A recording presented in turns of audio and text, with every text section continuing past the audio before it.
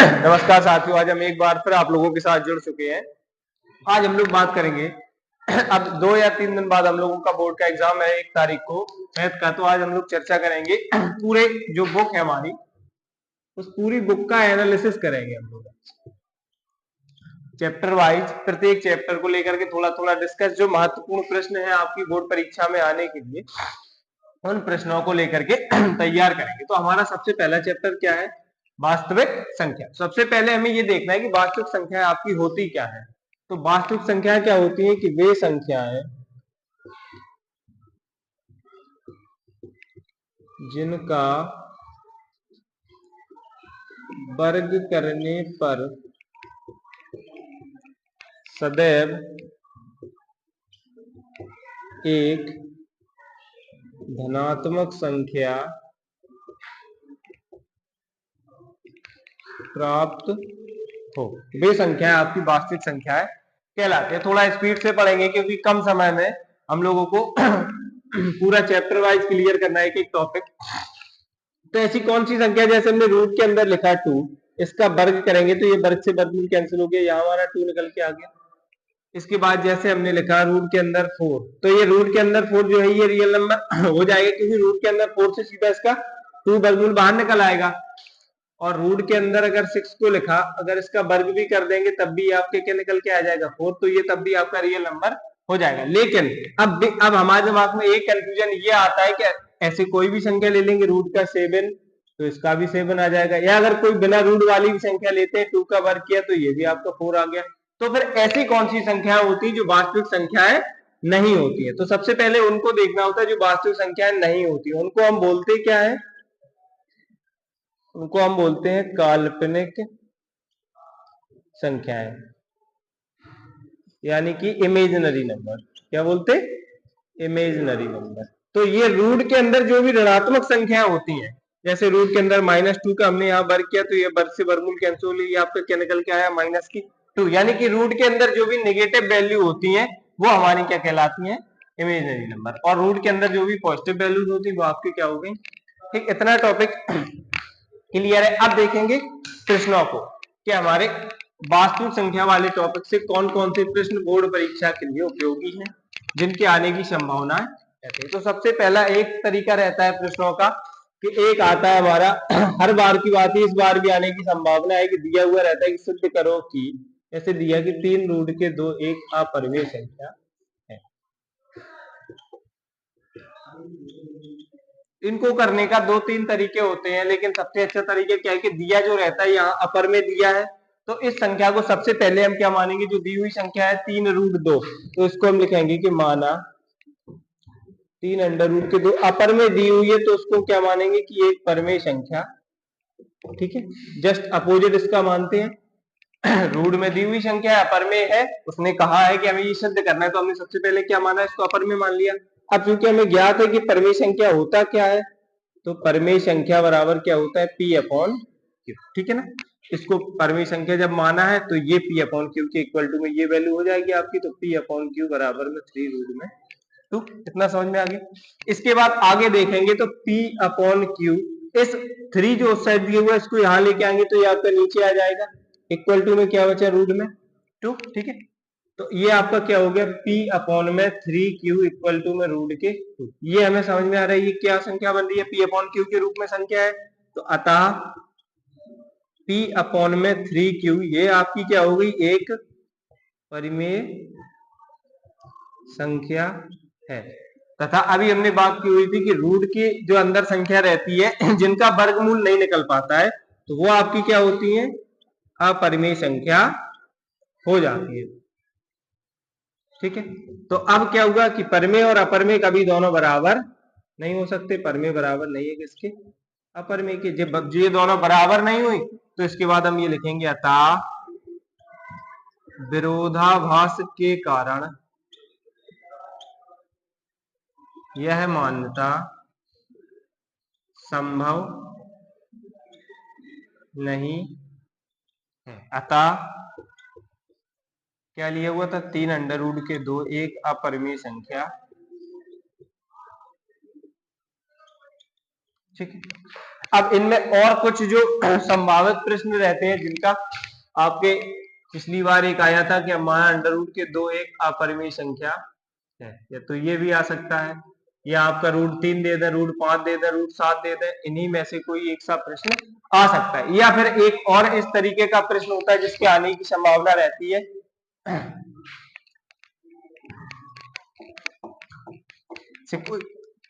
Minus या plus की value यहाँ दे दी, जैसे दे दिया 5 माइनस का रूट 3, ये आपको दे दिया।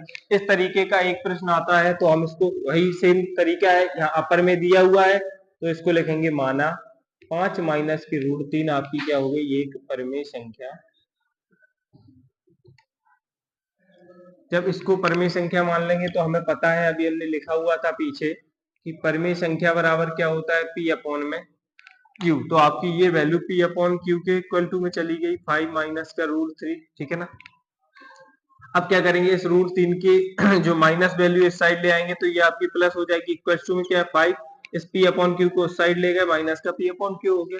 यहाँ अपॉन में बन करके हमने क्यू को एलसीएम लिया तो रूट 3 इक्वल्स टू क्यू का 1 से मल्टीप्लाई 5 में क्यू, 5 क्यू माइनस की पी। तो इसको हम एक तरीका और भी लिख सकते हैं कि हम इसको लिख देंगे 5 क्यू माइनस के पी अपॉन क्यू। यह एक कौन सी संख्या हो गई आपकी, परिमेय संख्या है, और अंडर रूट के रूट 3 एक अपरिमेय संख्या है। फिर से वही लाइन है, परिमेय बराबर संभव, परिमेय संख्या बराबर संभव नहीं है किसके, अपरिमेय संख्या के, ठीक है ना, संभव नहीं है। तो फिर से एक और, यह मान्यता संभव नहीं है, अतः 5 माइनस के रूट 3 एक अपरिमेय संख्या, ठीक है। एक तो फंडा ये हो गया जिसमें प्लस या माइनस की कोई संख्या दी हुई रहती है, या अभी हमने बात की कि अंडर रूट के 2, under root 3, under root 5, under root 7 एक अपरिमेय संख्या। दूसरी कोई दिया हुआ 5 प्लस 2 रूट 3 या 7 प्लस 2 रूट 5, या हमने एक अभी ये प्रश्न हल किया 5 माइनस की रूट 3 या 7 माइनस की रूट 5। ये क्या है, ये भी एक सिद्ध करने को आता है कि यह एक अपरिमेय संख्या है। इस तरीके का एक प्रश्न आपको 2 नंबर में देखने को मिल सकता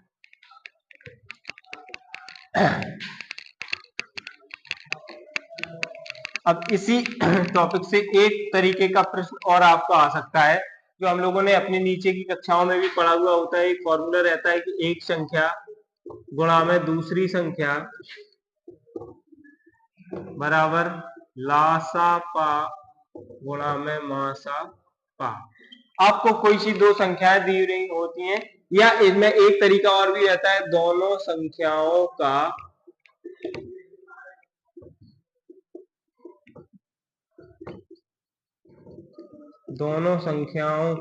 गुणनफल दे दिया जाएगा, इक्वल टू में यही दोनों चीजें रहेंगी। अब रहता क्या, प्रश्न किस तरीके का आता है कि मान लो उन्होंने आपको दे दी एक संख्या कोई है 17, दूसरी संख्या कोई आपकी हो गई 34, लासापा आपको दे दिया 68। तब अपन क्या निकालेंगे, एक हम अपने मन से मान ले रहे कि इस तरीके का प्रश्न संभावित रहता है।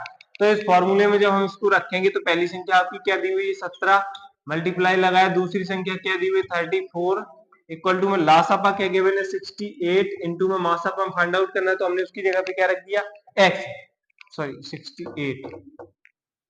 जब इसको इससे कैंसिल आउट करेंगे तो 34 टू जा, सॉरी, अब आपका क्या बचा 17 बराबर में 2 इंटू एक्स, 2x हो गया तो x बराबर आपका क्या निकल के आया 17/2, यानी कि इसका जो मासापा निकल के आएगा वो आपका क्या आ गया 17/। संभावित माना था, इसमें कोई संख्या है अपने मन से ली हुई थी। तो एक आपका इस तरीके का प्रश्न आ सकता है, और कभी कभी ये विकल्प में भी दिया जाता है कि आपको इस तरीके का प्रश्न विकल्प में दे देंगे और आपसे हल करवा लेंगे। ये अपना एक जो वो है यूक्लिड विभाजन प्रमेय का a बराबर बी क्यू प्लस में, और उसके अकॉर्डिंग कोई संख्या दे दी, जैसे मान लो 60 तथा 72 का मासापा निकलवाएंगे, ठीक है। यूक्लिड विभाजन प्रमेय का से 60 से हम मान लो 72 को भाग करेंगे तो 60 से कितनी बार गया, एक बार, 60 ये बचा, 12 यहाँ, 12 से 60 में किया तो 12 पंचे 60। तो इसका क्या निकल के आ गया मासापा मासापा आपका कितना हो गया 12। अब इसमें जो ये वाला फॉर्मूला इसका यूज जरूर करना पड़ता है, इसको हम लिखेंगे जरूर। पहली संख्या क्या 72 बराबर बी भाग किससे दिया 60 से, कितनी बार गया क्यू की जगह पे एक बार, रिमाइंडर कितना बचा था। सेकंड कंडीशन क्या थी 60 को भाग किया किससे किया 12 से मल्टीप्लाइड बाय 5, तब रिमाइंडर, जब ये रिमाइंडर जाके लास्ट डिजिट में 0 हो जाएगा वही आपका हो जाएगा। ठीक है,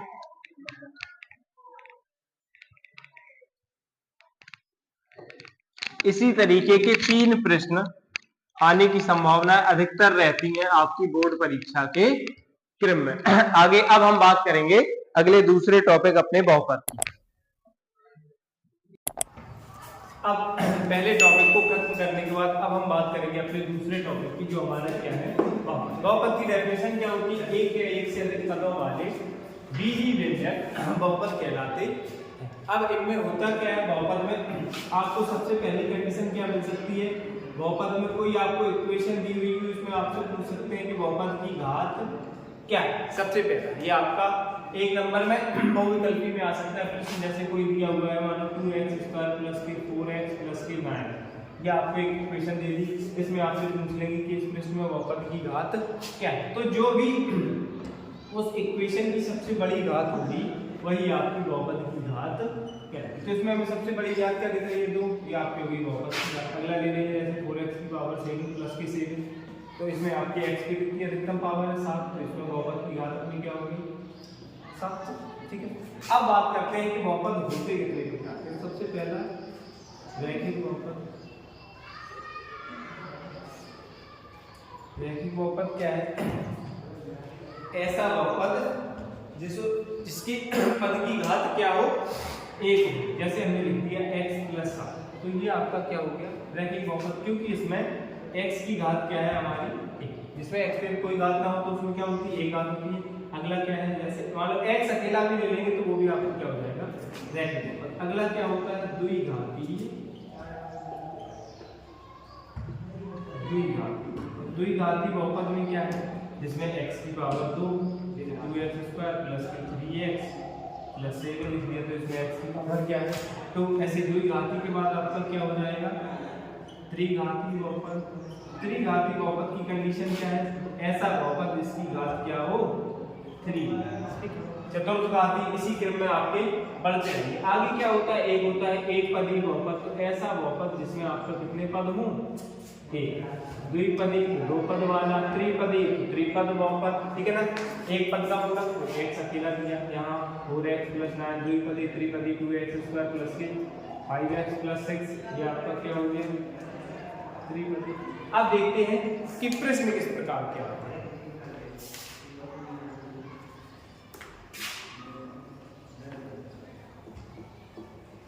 सबसे पहला सरल सा प्रश्न जो 2 नंबर में आता है, उसमें आपको दिया क्या जाएगा x² प्लस के 4x प्लस 5 जैसे मान लो दे दिया।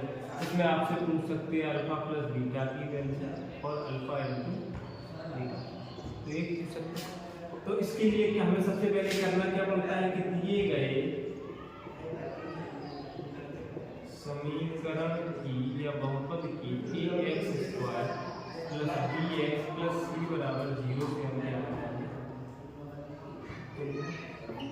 तो इसमें x² की गुणनफल में क्या संख्या है a बराबर वैल्यू क्या होगी, x की गुणनफल में क्या संख्या है 4, तो b बराबर आपका क्या होगी, c के गुणनफल में क्या है तो c बराबर आपका क्या है 5। 2 फॉर्मूले रहते हैं, एक अपना रहता है मूलों का योगफल, तो मूलों का योगफल यानी कि अल्फा प्लस बीटा बराबर क्या होता है माइनस के b अपॉन c, तो माइनस b की वैल्यू क्या -4 अपॉन 1, तो ये निकल के आ गया माइनस के 4। आगे क्या रहता है मूलों का गुणनफल में क्या है अल्फा इनटू बीटा, यानी कि होता है क्या c अपॉन ac की वैल्यू आपके पास क्या है 5, a की वैल्यू क्या है, तो ये निकल के आ गया 5। 2 मान निकाल लेते हैं हमें, एक तो अल्फा प्लस बीटा का वो हमने निकाला -4 निकल के आ गया, अल्फा इनटू बीटा का 5 निकल के आ गया। अब इसमें आपको 2 तरीके से 2-3 तरीकों से पूछ सकते हैं। एक तो आपको पूछने के मानो 1/अल्फा प्लस के 1/बीटा की वैल्यू आपने निकाली, तो इसके लिए हमें करना क्या पड़ता है, यहाँ हमने ये इस तरीके का प्रश्न अधिकतर आता है, और अगर एक और तरीका 1/अल्फा माइनस के 1/बीटा, ये 2 जो संभावनाएं हैं ये अधिकतर आने की रहती। तो अल्फा और बीटा यहाँ हमने एलसीएम निकाला, तो अल्फा से अल्फा कैंसिल हो गया, यहाँ क्या बचा बीटा प्लस यहाँ क्या बचा अल्फा। तो अल्फा प्लस बीटा की वैल्यू अपने पास क्या थी -4 अपॉन में अल्फा प्लस बीटा की वैल्यू क्या थी 5।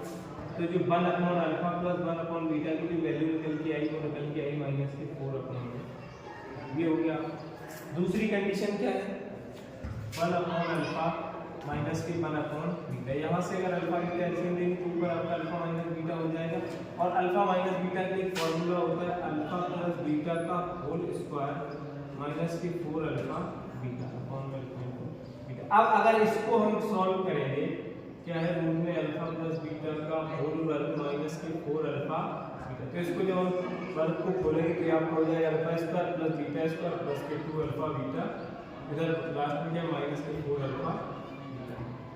तो ये अपना क्या हो गया अल्फा स्क्वायर प्लस के बीटा स्क्वायर, 2 में से 4 को घटाएंगे बचा क्या माइनस के 2 अल्फा।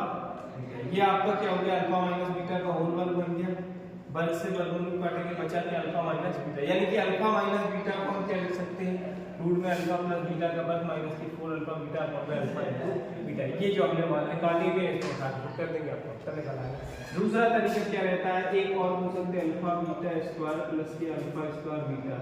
इनमें से हम क्या करेंगे अल्फा बीटा को एलसीएम लेंगे तो यहाँ बचा बीटा प्लस अल्फा। इनमें भी अल्फा प्लस बीटा का मान अल्फा इनटू बीटा का मान।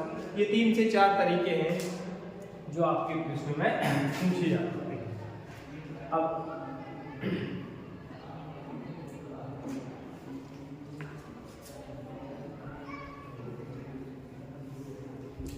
अब और क्या रहता है कभी कभी हमें अल्फा प्लस बीटा यानी कि मूलों का योगफल दे देंगे, मूलों का योगफल।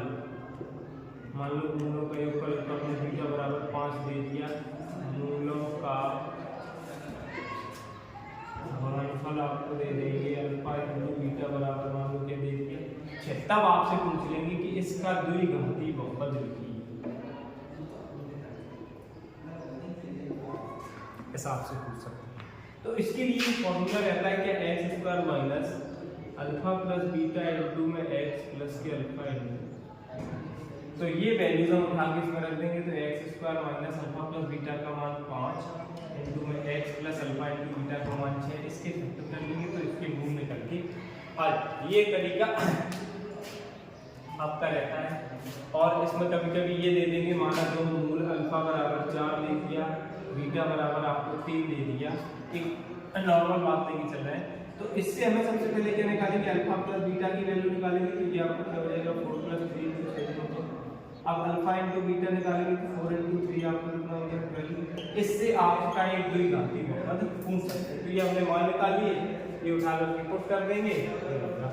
अब या कोई इक्वेशन दे सकते हैं, जैसे एक समीकरण दे देंगे एक्स स्क्वायर माइनस के 7x प्लस के 12। ये आपको एक समीकरण देंगे, इसमें आपसे कहेंगे इसके मूलों के संबंध की सत्यता की जांच कीजिए। सत्यता की जांच करें। तो सबसे पहले हम करेंगे क्या x square minus 7x plus 12। एक तरीका इनको करेंगे a x square plus b x plus c से तुलना करा के ए का मान 1 निकलेगा, बी बराबर -7, सी बराबर 12। फिर अल्फा प्लस बीटा की वैल्यू निकालेंगे माइनस का बी अपॉन ए, तो माइनस माइनस के 7 बटे ए क्या आपका +7 हो गया। अल्फा इनटू बीटा यहाँ आपका क्या रहेगा सी अपॉन ए यानी कि 12 बटे में ये आपका 12 निकल के आ गया। ठीक है। दूसरा तरीका इसके फैक्टर करेंगे, फिर मूलों का योगफल मूलों का गुणनफल तो निकाल करके दोनों के अल्फा इनटू बीटा के मान बराबर आ जाएंगे। या इसका फैक्टर कर लो x square minus 4x minus 3x plus के 12। एक्स कॉमन लिया x माइनस 4 माइनस का 3 कॉमन लिया x माइनस 4, इधर निकल के आ गया x minus 4 x minus 3 equals to में x minus 4 equals to 0 x बराबर 4, एक निकला x minus 3 equals to 0 x बराबर। दोनों मूल निकल के आ गया अल्फा बीटा। इनसे मूलों का योगफल मूलों का गुणनफल निकालेंगे, इनकी वैल्यू बराबर आ जाएगी तो दोनों के मूलों के बीच संबंध एवं सत्यता की जांच हो जाएगी। इसी प्रकार के प्रश्न आपकी परीक्षा में बहुत से पूछे जाते हैं। अब बात करेंगे अगले को। अब देखेंगे चैप्टर नंबर 3 है क्या हमारे पास दो चर वाले रैखिक ठीक, दो चर वाले रेडिक्स। इसके लिए दो कंडीशन होती है, a1x प्लस के b1y प्लस के c बराबर c1 लिखो a2x प्लस के b2y प्लस c2 बराबर। इनका विशेष यूज इस चैप्टर के अंदर है। अब इसकी कंडीशन क्या रहती है, तीन कंडीशन है। पहली कंडीशन, जब हल हमारा कैसा होगा अभी आगे बात करेंगे, प्रश्न को लेकर अद्वितीय हल होगा, तो अद्वितीय हल होगा। या दूसरी कंडीशन, असंगत या कोई हल नहीं है। इसके बाद तीसरी कंडीशन, अनंत हल होंगे या अपरिमित। अद्वितीय के लिए अपना क्या रहता है, a1 अपॉन में a2 is not equals to b1 upon में। असंगत के लिए हमारा क्या है, a1 बटे a2 बराबर है b1 बटे b2 के, लेकिन बराबर नहीं है c1 बटे c। अनंत के लिए हमारी क्या है, तीनों पद a1 बटे a2 बराबर b1 बटे b2 बराबर रहता है c1 बटे c। ये तीन कंडीशंस आपकी रहती हैं। ये दोनों अद्वितीय और अनंत वाली, ये दोनों कंडीशन हमारी संगत हल के अंतर्गत आती है, और जो तीसरी असंगत है वो अपनी अलग है। ठीक है, अब बात करेंगे, अब देखेंगे इनसे प्रश्न किस प्रकार का होता है।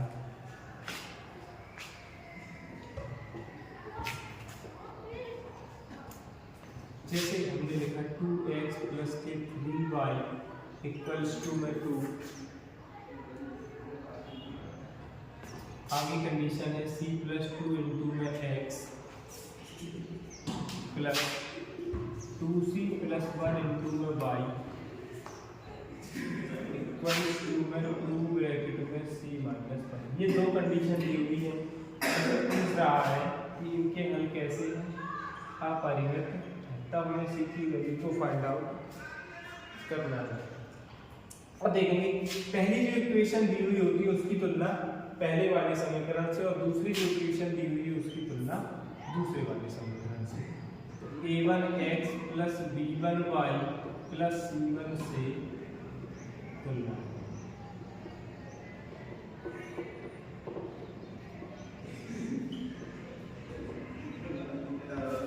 उस 2 को इस साइड ले आए तो माइनस में 2 इक्वल्स टू 0 होगा। तुलना कराएंगे तो a1 की वैल्यू आपके क्या निकल के आ गई 2, इसी प्रकार b1 की वैल्यू 3, c1 की वैल्यू -1।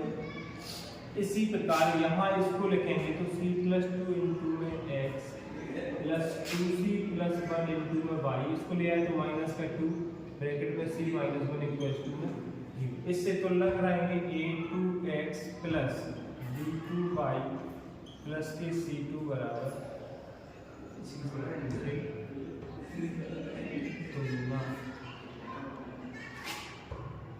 तो जो a2 की वैल्यू निकल के आई वो आपकी हो गई c प्लस 2, b2 की वैल्यू हो गई 2c प्लस 1, इसी प्रकार c2 की वैल्यू हो गई -2 ब्रैकेट में c माइनस। ठीक है, आप परिमित के लिए हमने फॉर्मूला लिखा हुआ था, क्या होता है a1 बटे a2, अनंत के लिए वही b1 बटे b2 बराबर है c1 बटे। a1 की वैल्यू 2, a2 की वैल्यू क्या है c प्लस के बराबर, b1 की वैल्यू 3, a2 की वैल्यू 2c प्लस बराबर c2 की वैल्यू -2 ब्रैकेट में c माइनस।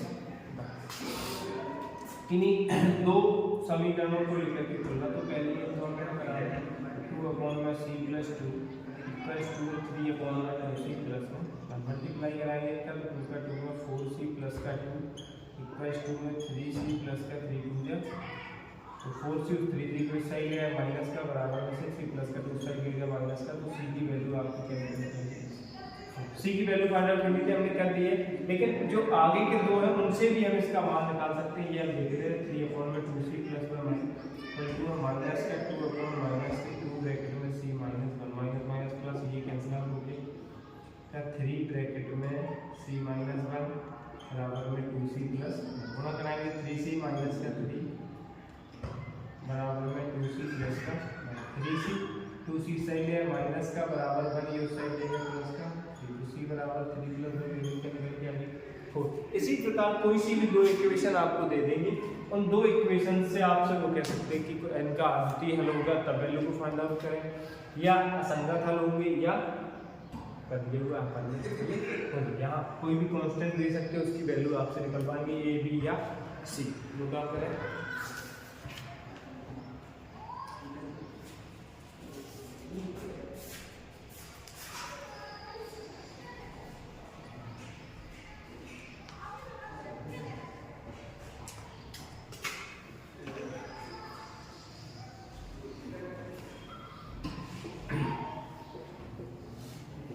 आगे देखेंगे प्रश्नों के आने की संभावना क्या होती है। कोई से भी दो रैखिक समीकरण दे देंगे और आपसे कहेंगे निम्न रैखिक समीकरण निकाय को हल करके उनकी x और y की वैल्यूज को फाइंड आउट करना हो। जैसे एक प्रश्न दिया हुआ है, उसको लिखेंगे 3/x plus 2/y equals to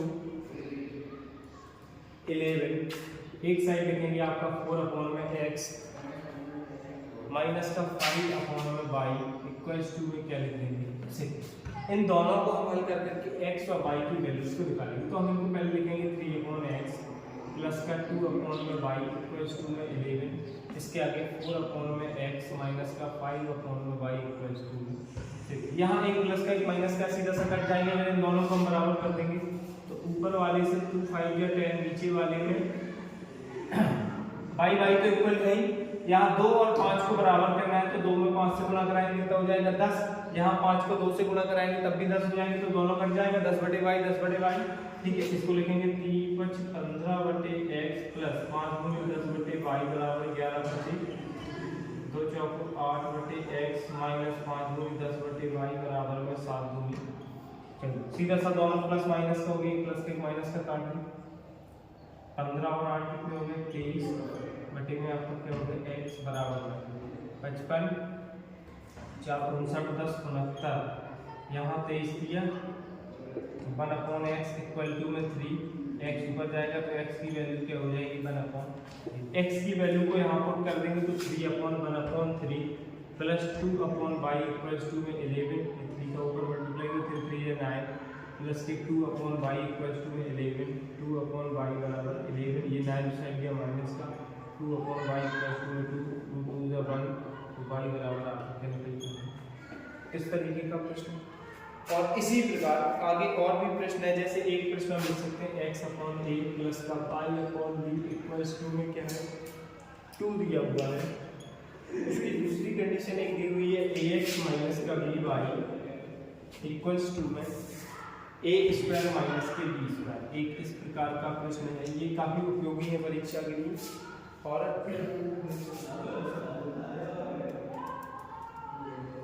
एक इस तरीके का प्रश्न आप देख सकते हैं x प्लस वाई अपॉन में एक्स वाई इक्वल्स टू में 6 और x माइनस वाई अपॉन में एक्स वाई इक्वल्स टू में 2।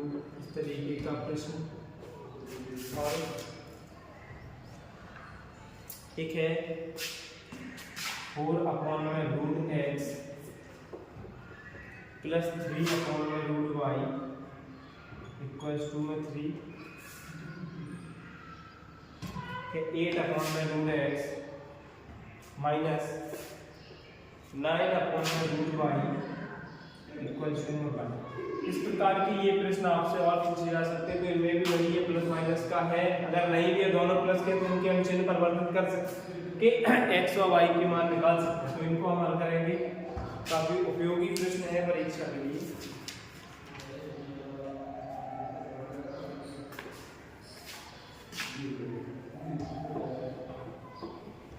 हम केवल उन्हीं प्रश्नों को लेकर के आज चर्चा करेंगे, परीक्षा के लिए काफी उपयोगी प्रश्न है।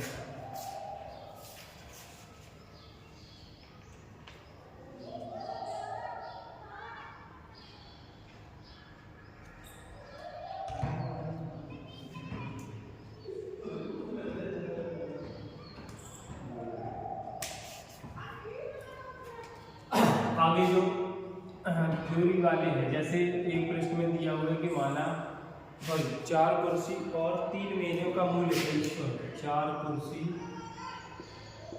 3 मेजों का मूल्य आपका कितना दिया हुआ 2100।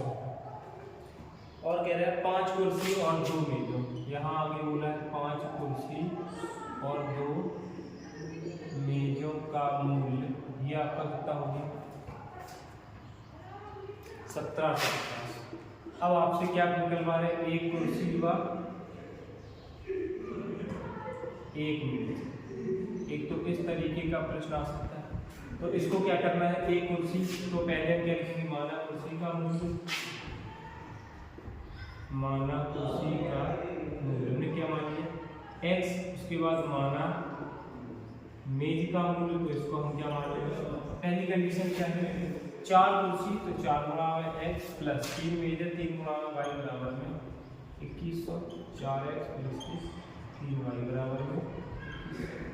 सेकंड कंडीशन आपकी क्या हो जाएगी, 5 कुर्सी तो 5 गुणा में x प्लस 2 मेज 2 गुणा में y बराबर में 1700, 5x प्लस के 2y बराबर में 1750।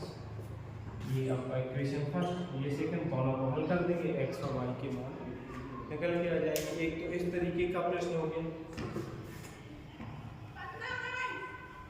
संख्याएं भले भी चेंज हो सकती है, लेकिन प्रश्न इसी प्रकार के हमेशा से बन रहे हैं और इसी प्रकार के प्रश्न आगे आपको देखने को।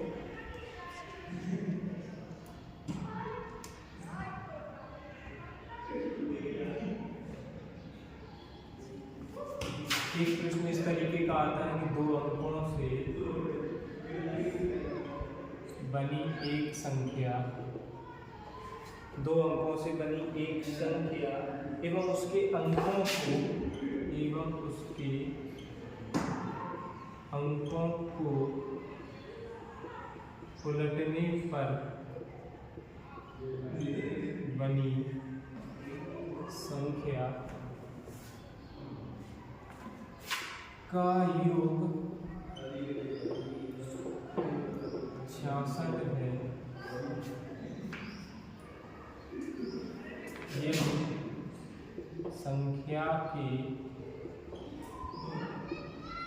66 है।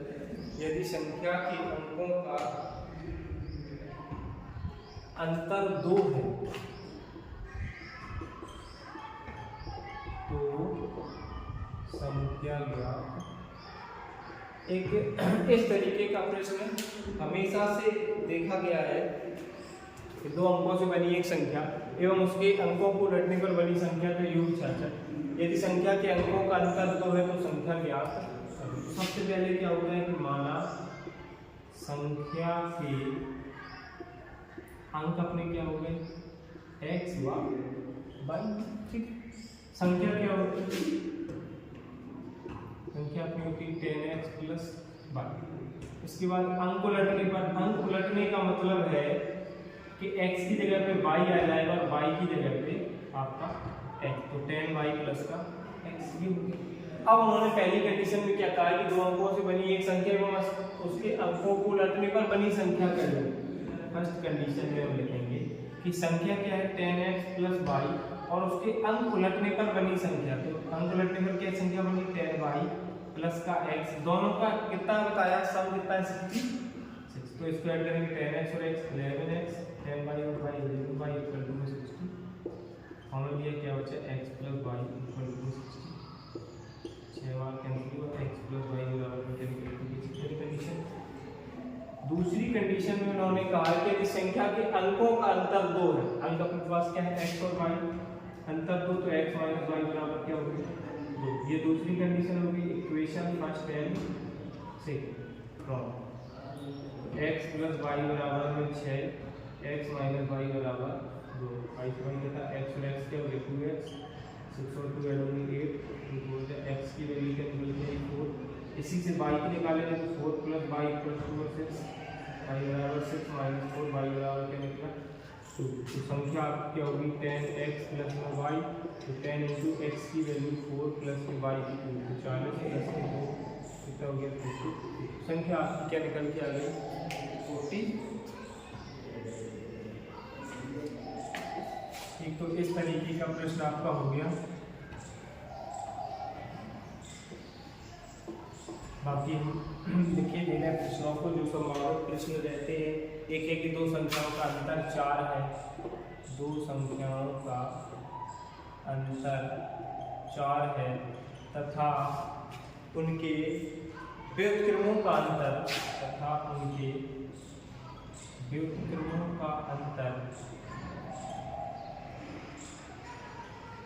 4/21 है। तो निकालना क्या है, संख्याएं ज्ञात करें, संख्याएं ज्ञात। यदि संख्या का अंतर 4 है, दो संख्या, तो संख्या कौन सी, वही x और y, अंतर क्या होगी x माइनस वाई बराबर 4। आगे कह रहा है ये अपनी होगी फर्स्ट कंडीशन। आप थोड़ा इसको लेंदी लिखेंगे पूरा कि माना की संख्या बराबर, माना की संख्याएं क्या है x, y, प्रथम सत्ता अनुसार संख्याओं का अंतर तो x माइनस वाई बराबर 4। दूसरी कंडीशन में क्या है कि उनके व्युत्क्रमों का अंतर 4/21। हमारे पास एक्चुअली समय थोड़ा हम लोगों के पास कम है, तो इस वजह से हमें जल्दी जल्दी से पढ़ाना पड़ रहा है। व्युत्क्रम का मतलब उल्टा, तो 1/x माइनस 1/y बराबर क्या हो गया 4/20। ठीक है, इसको आप अपन नीचे से x y एलसीएम ले लेंगे, तो यहाँ हो जाएगा y माइनस x बराबर 4/21। इसको हल करेंगे तो ये आपका 4xy = 21 ब्रैकेट में y माइनस, दो कंडीशन हो गई। या हम सीधा यहाँ से माइनस कॉमन लेके सीधा हल कर लेंगे, यहाँ माइनस कॉमन लेंगे तो आपको हो गया x माइनस वाई बटे में xy बराबर में 4/21। इसकी वैल्यू x माइनस वाई की 4 है, 4 से 4 कैंसिल आउट हो गया, तो x और y की वैल्यू निकल आएगी, तो माइनस का 4 में xy बराबर 4/21। इससे इसको काटेंगे तो माइनस का 1/xy बराबर 1/21, तो सीधा हो जाएगा माइनस के xy बराबर 21। अब इधर x को एक लिख देंगे, x बराबर क्या हो जाएगा 21/y, इसमें उठा के रख देंगे x की वैल्यू, या y बराबर माइनस का 21/x, y की वैल्यू इसमें पुट कर देंगे तो आपका सीधा समीकरण बन जाएगा। एक द्विघात समीकरण, उसको हम हल कर लेंगे तो आपका उत्तर आ जाएगा। आगे बात करेंगे अगले प्रश्न की ओर। अगला एक प्रश्न है कि पिता की आयु की पुत्र की आयु की, पिता की आयु अपने पुत्र की आयु की 3 गुनी, पिता की आयु पुत्र की आयु की 3 गुनी है। 12 वर्ष बाद उसकी आयु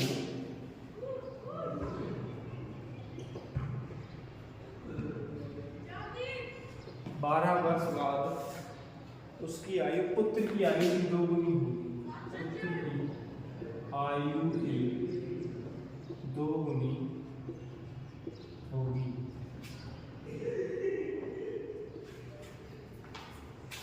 उनकी वर्तमान आयु ज्ञात करो, उनकी वर्तमान आयु ज्ञात करो। तो सबसे पहले मानेंगे क्या, माना पुत्र की आयु अपनी क्या हो जाएगी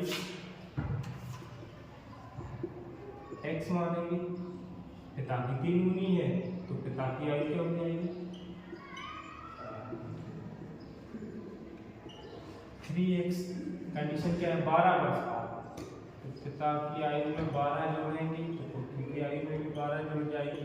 लेकिन उन्होंने कहा कि 12 वर्ष बाद उसकी आयु पुत्र की आयु की 2 गुनी हो जाएगी, तो पुत्र की आयु में 2 से गुणा हो जाएगा, पुत्र की आयु की 2 गुनी हो जाएगी। अब इसको हम हल कर देंगे तो आपका 3x + के 12 2x + के 12 दूनी, इसको 2x को इस साइड ले जाएंगे, 12 को उस साइड ले जाएंगे, तो x की वैल्यू अपनी 12 निकल के आ जाएगी। पिता की उम्र हो जाएगी 12, सॉरी पुत्र की 12 और पिता की कितनी हो जाएगी 36।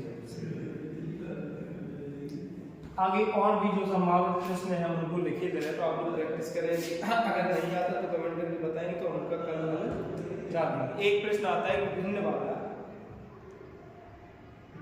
कि एक भिन्न के अंश व हर का योग, एक भिन्न के अंश व हर का योग 18 है, यदि हर में 2 जोड़ा जाए तो, यदि हर में 2 जोड़ा जाए तो वह 1/3 हो जाती है, वह 1/3 हो जाती है। ठीक, भिन्न क्या है?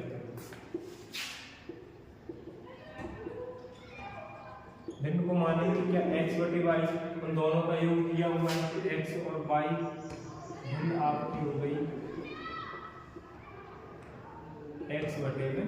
तो हर आपका हो गया x, अंश हो गया, सॉरी अंश हो गया x, हर हो गया y। भिन्न के अंश व हर का योग तो x + y बराबर कितना हो गया 18। यदि अंश में 2 जोड़ा जाता है, आगे वाली कंडीशन है अंश में 2 जोड़ा जाए तो वह 1/3 हो जाती है।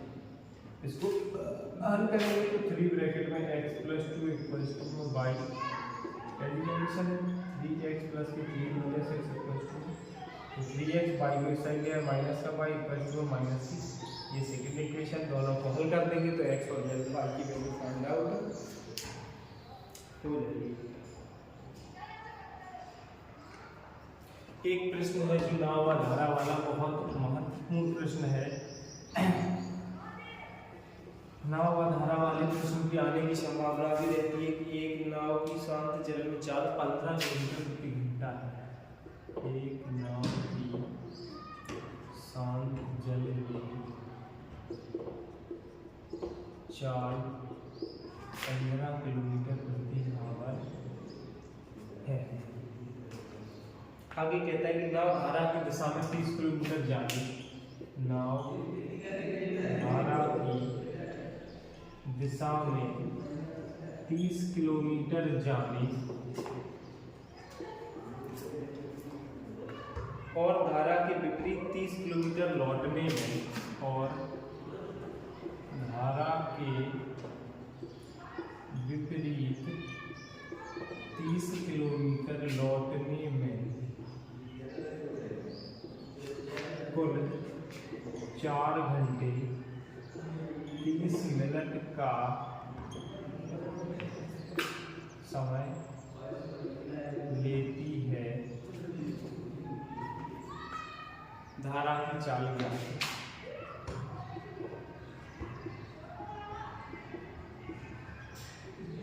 ठीक है, आपका हो गया।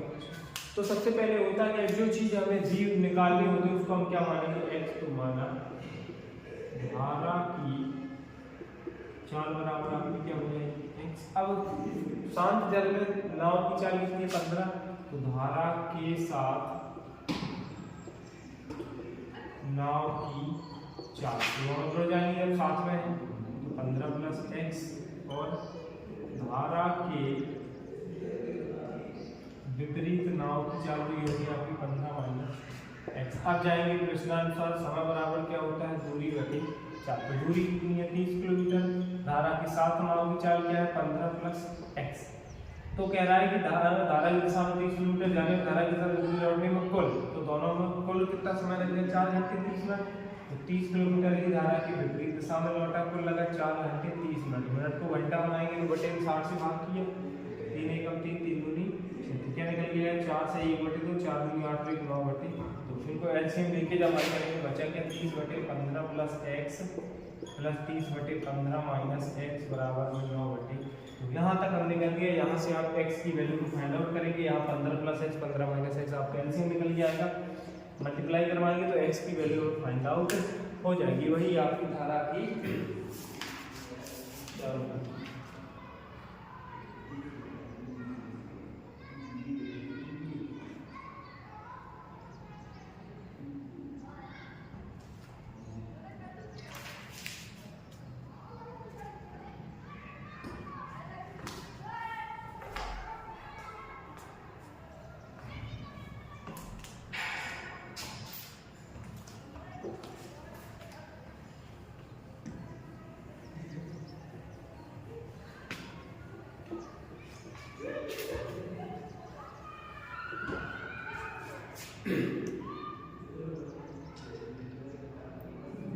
एक प्रश्न है, एक रेलगाड़ी एक नियत चाल से, केवल हम उन प्रश्नों को हल करेंगे आज के वीडियो में, केवल उन प्रश्नों को हल रहेगा जो बोर्ड परीक्षा में आने की उपयोगी है या उनके जैसे संख्या बदल सकती है, बाकी प्रश्नों का पैटर्न हमेशा यही रहता है। एक रेलगाड़ी एक नियत चाल से 300 किलोमीटर चलती है।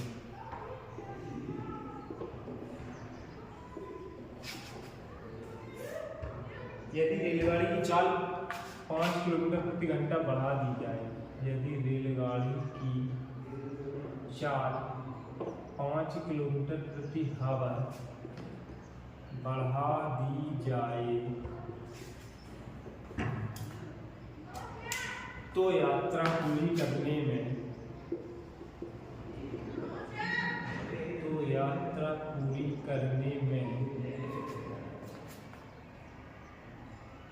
2 घंटे कम लगते हैं।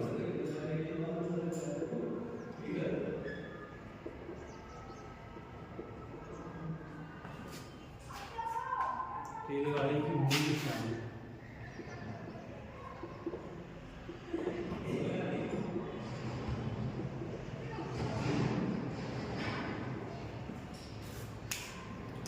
तो निकालना क्या है मूल चाल, तो सबसे पहले लिखेंगे माना रेलगाड़ी की मूल चाल क्या हो गया x होगा। अब आगे वो कह रहे हैं कि रेलगाड़ी की चाल 5 किलोमीटर प्रति घंटा बढ़ा दी जाए, तो चाल को 5 किलोमीटर प्रति घंटा बढ़ाने यह चाल में वृद्धि, तो आपको क्या हो जाएगा x प्लस 5 समय बराबर फिर से वही कंडीशन दूरी बटी चाल क्या है कि एक रेलगाड़ी की चाल से 300 किलोमीटर चलती है, रेलगाड़ी से बढ़ा दिया तो यात्रा पूरी करने में 2 घंटे कम समय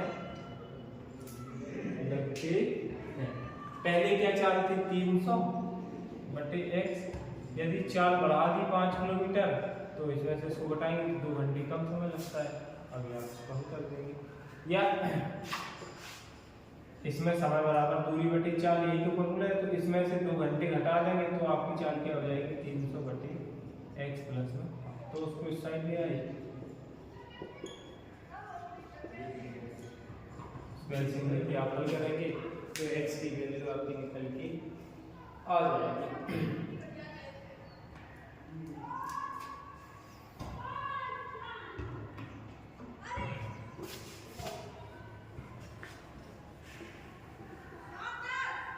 एक तरीके ये प्रश्न है कि 2 अंकों की संख्या के अंकों का योग 9 है, अंकों का योग तो x प्लस वाई बराबर हम 9 मान लेंगे। आगे कह रहा है कि यदि अंकों को आपस में बदल दिया जाए तो प्राप्त संख्या दी गई संख्या से 27 अधिक है। ऐसे इसलिए वाई संख्या के अंकों को आपस में बदल दिया जाए। कह रहा है कि अगर अंक बदल दिए जाए तो प्राप्त संख्या दी गई संख्या की 27 अधिक है। जो संख्या पहले दी हुई थी ये वाली उससे 27 अधिक है, तो इसमें 27 घटा देंगे तो इक्वल हो जाएंगे, ठीक है ना। 10x प्लस वाई साइड ले आए माइनस के, या उस 27 को पहले इस साइड ले आए तो ये प्लस का हो जाएगा, तो में 10y प्लस x माइनस के 10x माइनस वाई, तो 27 बराबर में 10y में से y गया 9y, x में से 10x गया 9x, 27 बराबर 9 कॉमन लेंगे y x प्लस वाई दिया हुआ है, हल कर लेंगे x और y की वैल्यूज निकल के आ जाएगी। ये हमारा ये जो टॉपिक था थोड़ा बड़ा था, इससे 8 से 10 प्रकार के प्रश्न आते हैं 2-4 वाले रैखिक समीकरण थे जो हमने इसको कंप्लीट करा दिया। अब आगे बात करेंगे अगले टॉपिक द्विघात समीकरण। अब देखेंगे इसका आगे का जो टॉपिक है द्विघात समीकरण। अब बात करेंगे द्विघात समीकरण, ठीक। द्विघात समीकरण में 2 से 3 प्रकार के प्रश्न आते हैं। जैसे आपको कोई प्रश्न दे देंगे, जैसे हमने पहले पढ़ा हुआ x² माइनस 5x प्लस का 6 दे दिया इक्वल टू 0, इसमें हमें 2x की वैल्यूज निकालनी पड़ती है। तो द्विघात समीकरण को मतलब 6 के ऐसे 2 गुणनखंड कि जोड़ने या घटाने को उनका मान क्या आ जाए 5, तो क्या होता है 3 और माइनस का 3x minus 2x plus 6 equal to 0। यहाँ से हमने x कॉमन लिया, यहाँ बचा x माइनस 3, यहाँ माइनस 2 कॉमन लिया, यहाँ बचा x माइनस, दोनों में से x माइनस 3 को कॉमन लिया, यहाँ बचा अपना x माइनस 3, तो इसके 2 मान x माइनस 3 बराबर 0, x बराबर 3 निकल के आ गया, x माइनस 2 बराबर 0, यहाँ पे x बराबर 2। और एक प्रकार जैसे ये मान लो ये दे दिया 1/x² प्लस 4 इक्वल्स टू में 1/20 दे दिया, तब आपको x की वैल्यू अगर फाइंड आउट करनी है तो इसके लिए आप क्या करेंगे, ऊपर 1 से 1 खत्म हुआ, बचा क्या x² + 4 इक्वल्स टू में 20, तो x² बराबर में 20 इस प्लस के 4 को उस साइड ले गया माइनस के 4, x² बराबर 16, x बराबर रूट में 16, x की वैल्यू क्या निकल के आएगी प्लस माइनस। तो इस प्रकार के प्रश्न या जैसे कोई दे देंगे x + x बराबर में 10/, इसको हल करेंगे, इससे हम x की वैल्यू को निकालेंगे तो इसके फॉर्म में 1, यहाँ x लिया x² + 1 इक्वल्स टू में 10/, मल्टीप्लाई करेंगे 3x² प्लस के 3 बन जाए 3 इक्वल्स टू में 10 का x में 10x, तो 3x² 10x को इस साइड जाए माइनस का 10x प्लस के 3 इक्वल्स टू में 0, तो 3 त्रिका 9 के ऐसे गुणनखंड क्या आपका 10 हो, तो 9 एकम 9 और जुड़ जाएंगे 10 हो जाएगा। अब यहाँ माइनस का है तो 3x² माइनस का 9x माइनस का x प्लस का 3 इक्वल्स टू 3x कॉमन लिया, यहाँ बचा x माइनस 3 माइनस 1 कॉमन लिया, यहाँ बचा x माइनस 3, दोनों में से हमने x माइनस 3 को कॉमन लिया तो आपका क्या बचा 3x माइनस का, तो x minus 3 equals to 0, x बराबर ये आपका 3 हो गया, यहाँ 3x माइनस 1 बराबर 0, 3x बराबर 1, x बराबर 1/, दोनों मान निकल के आ गए। या कोई सा आपको सीधा पूर्ण वर्ग दे देंगे, उससे आपको हल करवाएंगे। जैसे एक प्रश्न हम ले रहे हैं x² माइनस का 2ax प्लस का a² बराबर है, इसमें आपसे आपके वैल्यू को पूछेंगे तो x² को हम लिख देंगे x का वर्ग माइनस का 2 × a × x प्लस को a² को a का वर्ग बराबर है। a माइनस b का जो होल स्क्वायर का फॉर्मूला रहता है वो होता है a² माइनस का 2ab प्लस का b, x² माइनस का 2 × a × x, ठीक है ना, प्लस का b, तो ये आपका क्या बन गया x² माइनस का 2ax प्लस का a², ये आपका हो गया x माइनस a का होल स्क्वायर इक्वल्स टू में 0, तो x माइनस a बराबर 0, x बराबर आपका क्या निकलेगा। इस प्रकार के या तो आपका द्विघात संबंधी द्विघात समीकरण कोई दे देंगे, उसमें x की वैल्यू उसको निकालना पड़ेगा, या सीधा कोई पूर्ण वर्ग संख्या दे देंगे उसको हम हल करके उसके मान निकालेंगे, या एक संभावित प्रश्न रहता है जो जैसे कोई दे दिया हमने x² माइनस 5x, अब इसको पूर्ण वर्ग बना करके पूरा हल करना है, तो इस प्रकार का प्रश्न कोई दे देंगे तो इसको हमें क्या करना पड़ता है, तो a² माइनस 2ab दिया हुआ है प्लस का b² को इतने पोर्शन को हमें ला करके जोड़ना है, क्योंकि a² माइनस 2ab की वैल्यू हमें पता है, तो इसमें प्लस के b² की वैल्यू हमें चाहिए, तो सबसे पहले क्या करेंगे a² बराबर आपका x² हो गया, ये कैंसिल आउट हुआ, a बराबर क्या निकल के आ गया x, ठीक है ना, a की वैल्यू हम निकाल ली, उसके बाद हम लिखेंगे 2ab बराबर क्या गिवन है 5x, तो 2 × a की वैल्यू अपने पास क्या होगी x है, तो x × b इक्वल्स टू में 5x, x से x कैंसिल आउट किया, b बराबर क्या निकल के आ गया 5/2, तो सबसे पहले ऐसा 2ab से कंपेयर करा करके सबसे पहले b की वैल्यू को निकालेंगे और उस b की वैल्यू के आप इसका क्या करेंगे वर्ग करने, तो b में तो b का स्क्वायर बराबर में 5/2 का वर्ग, तो b² बराबर 25/2 का वर्ग, तो 25/4 जब हम इसको जोड़ देंगे x² माइनस 5x प्लस के 25/4, तो ये आपकी संख्या पूर्ण वर्ग हो जाएगी। या कोई पूर्ण द्विघात समीकरण जैसे दे देंगे 4x² माइनस 3x माइनस 1 बराबर 0, इसको पूर्ण वर्ग बना करके हल कर रहे हैं, तो इसमें जैसे मान लो 4 से डिवाइड देंगे तो x² माइनस के 3x/4 माइनस के 1/4 इक्वल्स टू 0, a² बराबर आपका क्या हो गया x² हो गया, तो a बराबर x वैल्यू निकल के आ गया, 2ab बराबर क्या गिवन है 3x/4, तो 2 × एक की जगह पे अपना x इंटू में b बराबर 3x/4, x से x कैंसिल आउट हुआ, b बराबर क्या निकल के आया 3/4, b की वैल्यू निकल के आ गई। आपको चाहिए क्या है b², तो b² बराबर 3 त्रिका 9 b² निकल के आ गया। अब हम इसमें क्या करेंगे 4x² minus 3x x² minus 3x/4 minus 1/4 में 9/64 जोड़ने व घटाने x² minus 3x/4 minus 1 plus का इसमें लिख देंगे 9/64 -1/4 माइनस का 9/64। तो ये इतना पूर्ण वर्ग हो गया, इसको हल करेंगे तो इसमें से 64 आपका एलसीएम आएगा 4 से 16 -9 माइनस कॉमन होगा तो ये आपका इसको करेंगे, ये आपका हो गया x माइनस 3/8 का वर्ग, ठीक है ना। इसमें से माइनस कॉमन लिया तो बचा 1/4 प्लस के 9/64। आगे वहाँ उसको इरेज करके ये ले रहे हैं। अब यहाँ क्या बन गया, ये कंडीशन हो गई x माइनस 3/8 का वर्ग माइनस इधर से 64 एलसीएम लिया तो यहाँ बचा 16 प्लस 9, तो ये आपको हो गया x माइनस 3/8 का वर्ग माइनस ये हो गया 16 और 9 25/64, x माइनस 3/8 का वर्ग माइनस इसको लिख देंगे 5/8 का वर्ग। अब क्या हो गया a² माइनस b², एक बार जोड़ दो a plus b, a minus b, x minus 3/8 plus का 5/8, इधर x माइनस 3/8 माइनस का 5/8। अगर इस प्रकार का प्रश्न आपको दिया जाता है, जो हमने यहाँ ये लगाया हुआ है, अगर इस प्रकार का प्रश्न कोई बोर्ड परीक्षा में आता है तो ये आपका 4 या 6 नंबर में ही आएगा, ठीक है ना। वैसे संभावना कम है इस प्रकार का प्रश्न दिया नहीं आता, लेकिन यदि अगर आता है तो ये आपका 4 या 6 नंबर में ही पूछा जाएगा।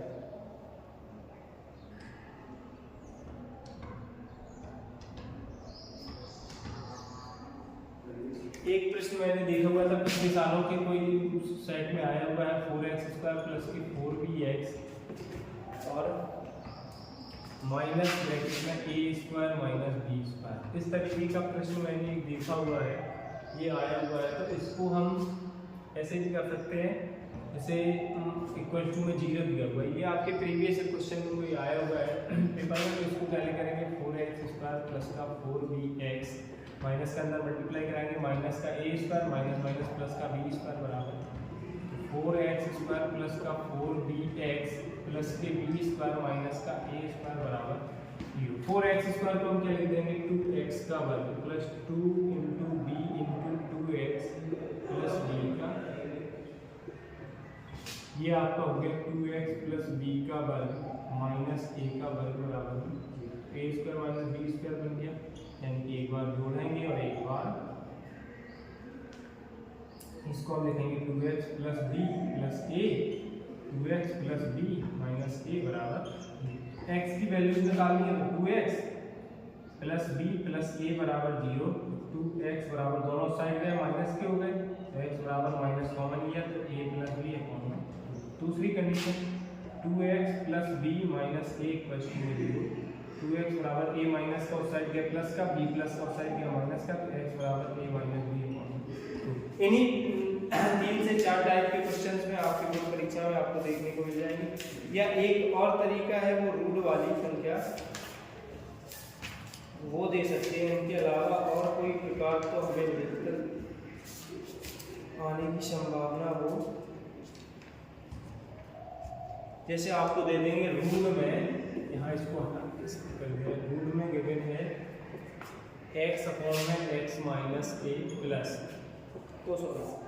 x माइनस 1 प्लस रूट में गिवन है x माइनस 1 अपॉन में x इक्वल्स टू में आपको दिया हुआ 13 होते। इसको आप हल करेंगे तो अगर आप कुछ भी मान लें, इसको इस पोर्शन को मानेंगे, माना y मान लिया, तो ये आपका जस्ट अपोजिट है, तो ये आपका क्या हो जाएगा y प्लस y, दोनों को ऐड करेंगे सीधा हल हो जाएगा। बाद में y बराबर इसको पुनः रख देंगे तो आपकी x की वैल्यू फाइंड आउट।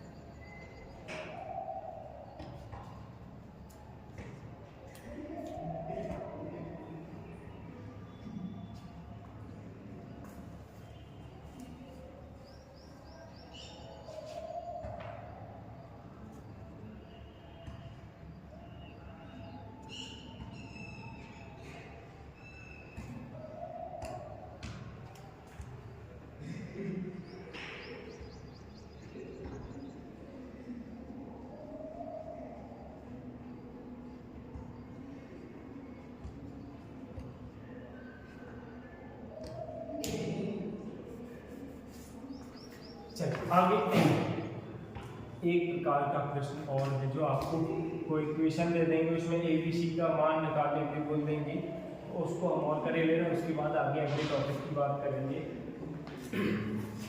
जैसे एक प्रश्न दिया हुआ है कि द्विघात समीकरण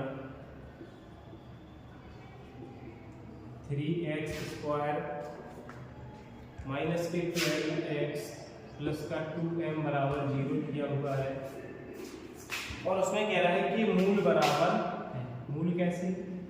मूल बराबर है, तब हमें क्या करना है, m की वैल्यू को फाइंड आउट करना है।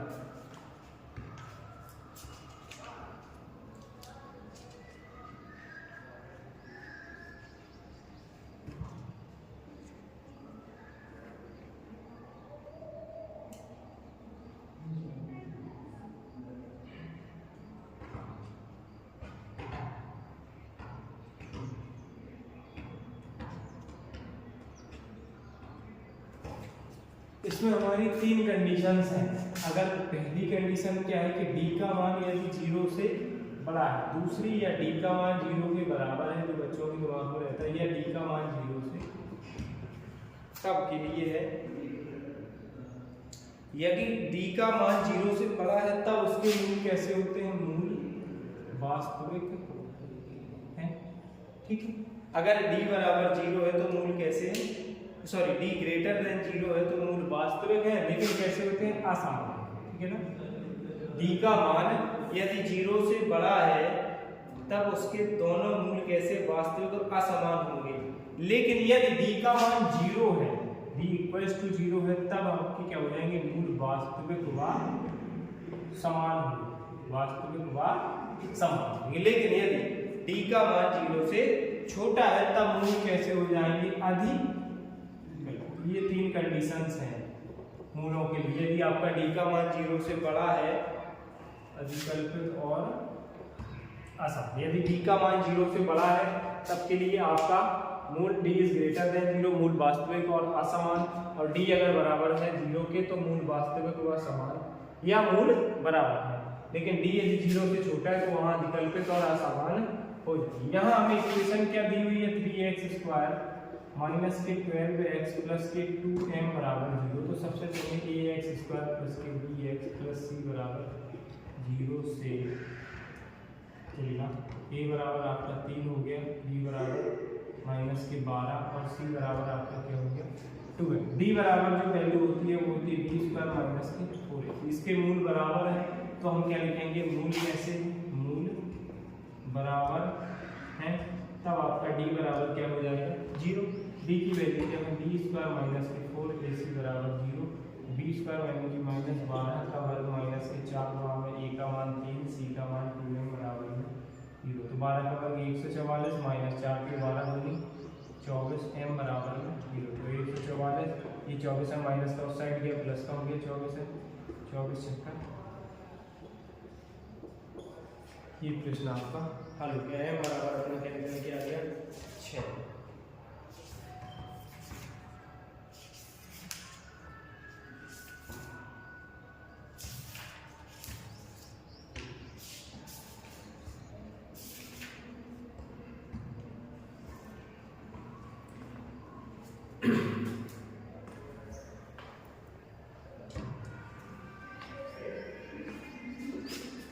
इस तरीके से हमने अब द्विघात समीकरण हमारा लगभग टॉपिक क्लियर है। अब आगे हम अगले टॉपिक की बात करेंगे, समांतर श्रेणी। लगभग 3 वीडियो रहेंगे आप लोगों की, इसमें आपको पूरे सिलेबस को लेकर के हम लोग चर्चा कर सकते हैं। अगला टॉपिक आपका क्या है, समांतर श्रेणी। पहला हमने क्या पढ़ा, वास्तविक संख्याएं। वास्तविक संख्याओं में 3 से 4 प्रकार के प्रश्न आपके बनते हैं। पहला कोई रूट की संख्या दी हुई थी, उसमें कहते हैं कि ये आपकी एक अपरिमेय संख्या, पर उसको हल करेंगे। उसके बाद कोई 2 संख्याएं दी हुई होंगी, उनका लासा या मासा आपको दे देंगे, एक चीज तो दूसरा निकलवा लेंगे, या यूक्लिड विभाजन प्रमेय के अनुसार कोई 2 संख्या देकर के उनका आपसे ऐसे आपको निकलवा लेंगे। ये 3 प्रकार के। उसके बाद बहुपद में हमें सबसे पहले क्या होता है, दिए हुए समीकरण की हमें तुलना करानी पड़ती है ax² plus bh plus c से। उसके बाद मूलों का योगफल यानी कि अल्फा प्लस बीटा बराबर माइनस के b/a और अल्फा इंटू बीटा बराबर में c के निकाल करके या मूलों का योगफल निकलवाएंगे या मूलों का गुणनफल। और 2-3 तरीके और है, 1/अल्फा प्लस 1/बीटा का मान, या 1/अल्फा माइनस 1/बीटा, या अल्फा बीटा स्क्वायर प्लस के अल्फा स्क्वायर।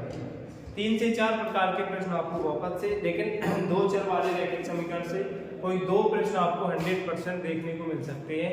जितने हमने तरीके बताए आप उन प्रश्नों को देखेंगे, अगर हल करेंगे तो आपको पक्का कुछ ना कुछ मिलेगा अवश्य परीक्षा के लिए।